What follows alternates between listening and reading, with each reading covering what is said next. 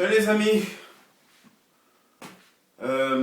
J'avais pas prévu de faire de vidéo, mais il y a une vidéo qui m'a marqué, que je viens de voir là. Donc je me suis dit j'allais parler un peu de cette histoire parce que c'est quand même horrible. Ça s'est passé au Cameroun, une jeune femme enceinte de 2 jumeaux qui arrive à l'hôpital, qui meurt devant l'hôpital.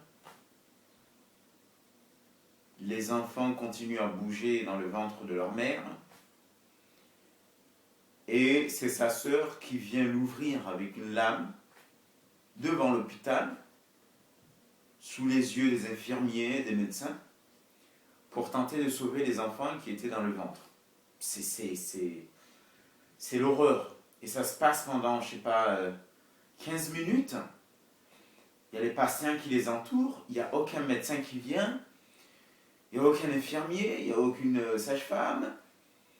Mais c'est sa sœur qui, après qu'on l'ait négligée et qu'elle soit morte devant l'hôpital, donc c'est sa sœur qui s'occupe d'ouvrir le ventre pour sortir les gosses qui tapent avec les poings dans le ventre de leur mère qui est déjà morte. Malheureusement, c'était trop tard parce que les enfants sont sortis aussi morts. Voilà. Je ne sais pas imaginer. J'ai pas pu regarder la vidéo en entier, j'ai vu passer. C'est un sentiment d'horreur de voir une sœur ou une cousine qui ouvre le ventre de sa sœur ou de sa cousine devant un hôpital où elle est censée venir accoucher, elle est censée venir être sauvée par les soins de médecins, d'infirmiers, de sages-femmes. Donc c'est cette sœur qui ouvre le ventre de la femme enceinte, qui est aussi sa sœur ou sa cousine, pour sortir les gosses, sous les yeux de médecins et d'infirmiers qui ne font rien, de sages-femmes qui ne font rien. Donc, je me suis dit, j'allais réagir parce que j'ai déjà fait une vidéo sur les erreurs médicales en Afrique, mais là c'est un autre sujet. Mais ce cas-là m'a rappelé ce que j'ai vécu avec ma mère. Je l'ai écrit dans mon livre. Tombée malade. Elle aussi, elle était enceinte, donc elle était en train de perdre l'enfant. Mon père qui me réveille à minuit, donc au Comores, minuit au village, alors il n'y a personne qui bouge, alors là, il n'y a rien. Et qui me dit, il faut que, parce que nous on est un peu éloigné du village, notre maison, qui me dit, il faut que, j'étais jeune, je sais pas, 10 ans ou je sais pas quoi, je dois traverser la petite savane qui sépare notre maison et du village pour aller chercher le seul chauffeur qui faisait le transport à cette époque au village. Donc imaginez, la nuit comme ça, je traverse, je m'imaginais des génies, des fantômes partout. Bon, je suis parti parce que mon père avait les moyens de payer ce chauffeur pour qu'il fasse ce transport pour aller à l'hôpital. Donc on est arrivé, j'étais seul derrière, parce qu'à l'époque c'était une 404 avec une bâche derrière pour faire, on appelait ça les taxis brousse. On a fait le parcours du village cette nuit-là jusqu'à, pour ceux qui connaissent pour les Comoriens, Mitsamoui, donc le centre hospitalier de la région. Et nous sommes arrivés, ma mère perdait toutes ses forces, tout son sang. J'étais là, de minuit jusqu'à midi, il n'y a aucun médecin qui est venu regarder ce qui se passait. Mon père avait payé une chambre, parce que voilà. Personne n'est venu. Donc, à un moment donné, elle était en train de tourner de l'œil, et je vois mon père qui me regarde. Et il était sur le coup, il faisait les allers-retours pour aller, en train de se dire, bon, je vais l'accompagner, quoi. Et c'est là qu'il y a une connaissance qui passe. Et sans cette connaissance de la ville en question, où il y a le centre hospitalier, et qui travaillait là-bas, qui est parti vite pour aller chercher un médecin, ou des trucs comme ça, pour essayer de la sauver. Sans ça, je pense qu'on était à 5 minutes, ma mère serait partie. Quoi. Donc, vous avez des médecins, des infirmiers ou je ne sais pas quoi, qui oublient le serment qu'ils ont prêté et qui traitent les gens comme de la merde, il faut dire les choses. C'est un peu pareil, vous allez dans des administrations, administration étatique, vous voulez faire un papier ou je ne sais quoi, même à l'ambassade ici, hein, et vous êtes heurté à des gens qui vous regardent de haut comme si vous étiez de la merde, alors qu'ils sont censés être au service des citoyens, et là, à l'hôpital, au service des patients. Non, mais qui décide qui ils vont s'occuper. Heureusement, là, mon père connaissait cette dame qui a pu intervenir pour qu'on sauve ma mère. Quoi. Donc, et c'est ce qui se passe avec cette dame. Ce qui se passe avec cette dame. Donc, et là, on va me dire, les gens, ils vont me sortir la France-Afrique, c'est les étrangers qui exploitent nos richesses. Oh, je veux bien, mais là, le problème, il ne s'agit pas d'étrangers, là. Là, il y a une femme qui est venue accoucher et qui se retrouve confrontée à des semblables à elle, des Africains, qui ne s'occupent pas d'elle. Alors, certains ne vont pas... là, je ne pense pas que le cas soit une histoire d'argent. D'accord ? C'est de la négligence, tout simplement. Comment dire, de la négligence, de l'inconscient, de l'inconscience. Et, bon, alors, je ne dis pas que tous les médecins africains sont comme ça, parce que je pense à ce chirurgien voué à ces patients qui sont au Nord Kivu, qui sont violés, qui se font violer par des miliciens, et qui passe son temps à s'occuper de ces dames-là, et je lui tire mon chapeau.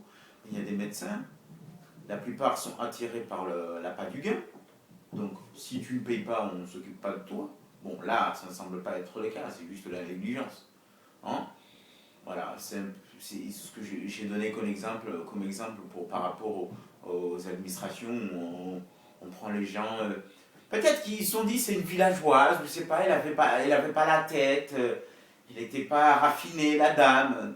Vous voyez, ce cas-là a été abordé par Frantz Fanon dans Les damnés de la Terre, c'est-à-dire peut-être une conséquence de la colonisation, de l'esclavage et de tout ça là. On nous a toujours dit que nous étions des barbares, des sauvages, une sous-culture ou je ne sais quoi, qui a fait que on a intégré cela jusqu'à s'auto-dénigrer entre nous-mêmes parce que, voilà, c'est qui celle-là? Vous voyez? C'est peut-être la conséquence de tout ça, mais en tout cas, les faits sont là, c'est-à-dire il y a des gens, des Africains qui n'aiment pas voir les autres Africains. On s'auto-dénigre entre nous. Et peut-être que la dame n'avait pas la tête qu'il faut hein, pour qu'on s'occupe d'elle. Voilà. Donc on la laisse comme ça mourir. De toute façon, qu'est-ce qu'on s'en fout, quoi. Voilà. Et là. Mais, il peut y avoir aussi des raisons d'argent. C'est-à-dire des médecins attirés par l'appât du gain. Vous n'avez pas payé, on ne s'occupe pas de vous. Et là, j'en profite pour dire que c'était une super mesure que Famille avait promis de faire, c'est-à-dire de rendre gratuit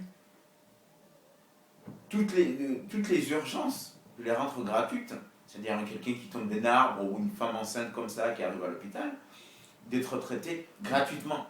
Pas l'hôpital, mais au moins les urgences. D'accord? Parce que c'est aussi un problème dans nos pays en Afrique.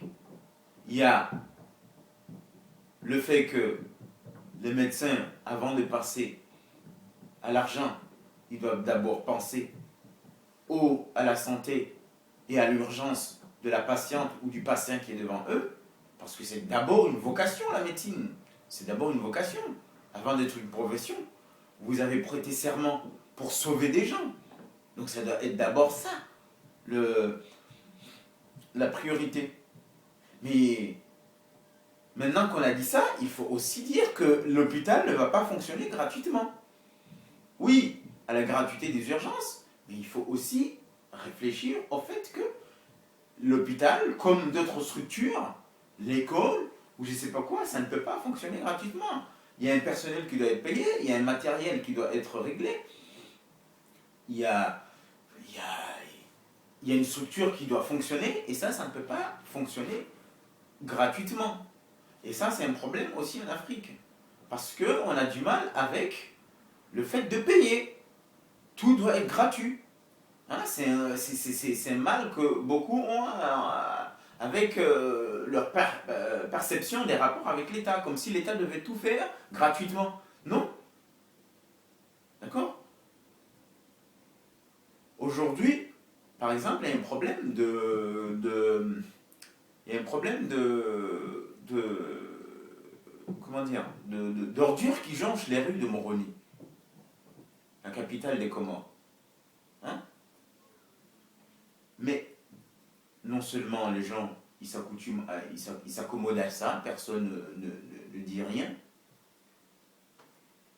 mais il y a aussi le fait qu'il faut se poser la question, comment on évacue ces ordures? Il faut que les gens qui les évacuent soient payés, il faut le traitement de ces ordures, comment faire, et est-ce que où trouver l'argent pour cela? D'accord? Ça ne peut pas être gratuit, il faut se poser ces questions-là.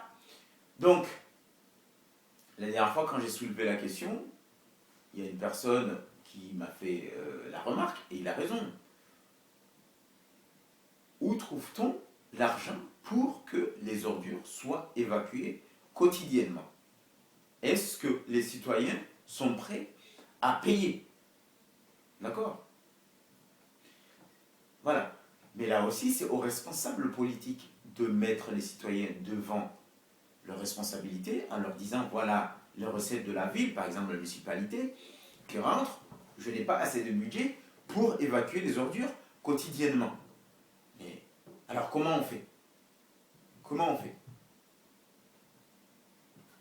Mais j'ai bien peur que lui aussi, il ne va jamais faire ça, parce que s'il le fait, peut-être les citoyens lui demanderont ce qu'il fait de ce qu'il prélève déjà. Voilà. Donc oui, ce genre de choses, les responsabilités sont partagées entre ceux des citoyens qui pensent que tout doit être gratuit et des responsables politiques qui auront du mal à mettre les citoyens devant leur responsabilité par rapport à ce genre de choses, parce que il y a un souci avec ce qui est déjà prélevé, voilà, qui est détourné.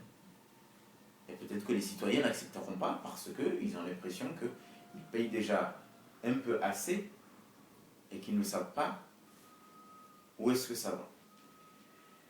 Voilà, donc voilà ce que je voulais dire devant cette horreur. Je voulais m'exprimer parce que ça m'a quand même choqué de voir cette scène. On avait l'impression d'un animal allongé et qu'on ouvrait ses boyaux. Alors qu'il y avait les médecins là, et les infirmiers, les sages-femmes pour la sauver et qui n'ont rien fait. Qui n'ont rien fait. C'est même pas au village, il était devant l'hôpital.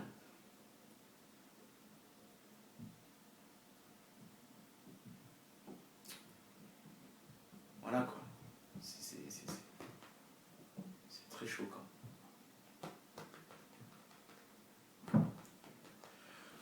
Bon dimanche à tous.